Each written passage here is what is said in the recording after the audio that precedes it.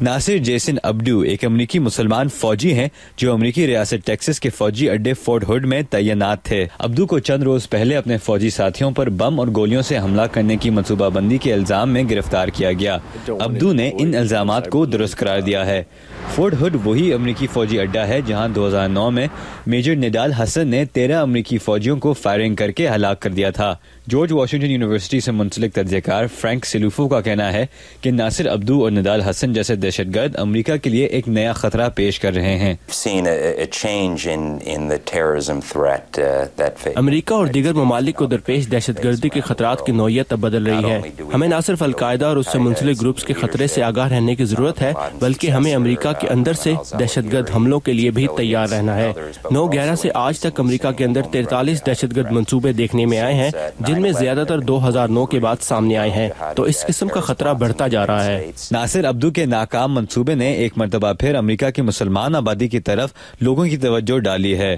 بعض ماہرین کا کہنا ہے کہ اگرچہ 9/11 کے حملے میں غیر ملکی عناصر ملوث تھے، تاہم اس کے بعد امریکہ میں ہونے والے بعض کامیاب اور بیشتر ناکام حملوں میں امریکہ میں رہنے والے مسلمان شامل تھے۔ Jonathan Broder defence and foreign policy congressional quarterly نامی رسالے کے سینئر ایڈیٹر ہیں۔ The Muslim community in the United States is a loyal community, but it does have elements in it that have become radicalized. امریکی مسلمان community ایک وفادار community ہے، لیکن اس میں کچھ طبقے کسی حد تک انتہا پسند خیالات رکھتے ہیں، اور یہ بہت سے خدشات کا باعث ہے کہ ایسے کچھ انتہا پسند ہماری فوج میں بھی پہنچ چکے ہیں۔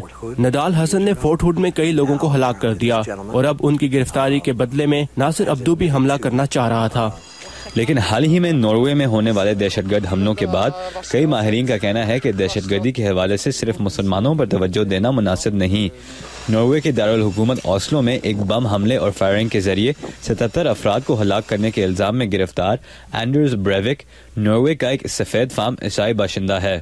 لیکن حملوں کے فوراً بعد اور بریوک کی گرفتاری سے پہلے امریکی میڈیا کے کچھ حلقوں میں کہا گیا کہ اس میں شاید القاعدہ یا اسلامی انتہا پسندوں کا ہاتھ ہو۔ ہارورڈ یونیورسٹی سے منسلک سیاسی تجزیہ کار جسٹن گیس کہتے ہیں کہ ان حملوں میں ملزم کی شناخت کے بعد امریکہ اور مغربی دنیا میں انتہا پسندی اور خصوصاً اسلام کے نام پر کی جانے والی دہشت گردی کے بارے میں پائے جانے والے تاثرات کا ایک بار پھر جائزہ لینے کی ضرورت محسوس کی جا رہی ہے۔ امریکی میڈیا کا رد عمل دیکھتے ہوئے یہ لگتا ہے کہ لوگ اسلام اور دہشت گردی کو ملا دیتے ہیں، لیکن اس حملے کے بعد لوگوں کے لیے ایسے تاثرات قائم کرنا مزید پیچیدہ ہو رہا ہے۔ اس واقعے سے اگر کوئی مثبت چیز نکلتی ہے تو وہ یہ ہے کہ شاید لوگ اب اپنے غلط تاثرات پر نظر ثانی کریں گے۔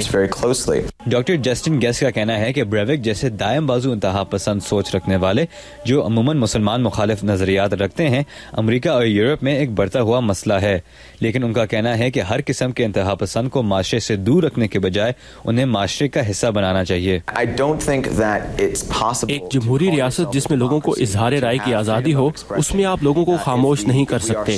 میرے خیال میں جمہوریت کی طاقت کا یہ ایک امتحان ہے کہ وہ انتہا پسند آوازوں کو بھی سامنے لا سکتی ہے۔ اگر آپ کی عوام ان نظریات سے اختلاف رکھتی ہے تو وہ خود انہیں انتہا پسند قرار دے گی۔ لیکن اکثر ماہرین کا کہنا ہے کہ دہشت گردی کا ذمہ دار کوئی مسلمان ہو یا عیسائی، اس سے نمٹنے کے لیے کسی ایک مذہب یا اس کے ماننے والوں پر ہی توجہ دینے کے منفی اثرات ہی ہوں گے۔ رضا نقوی، اردو VOA، واشنگٹن۔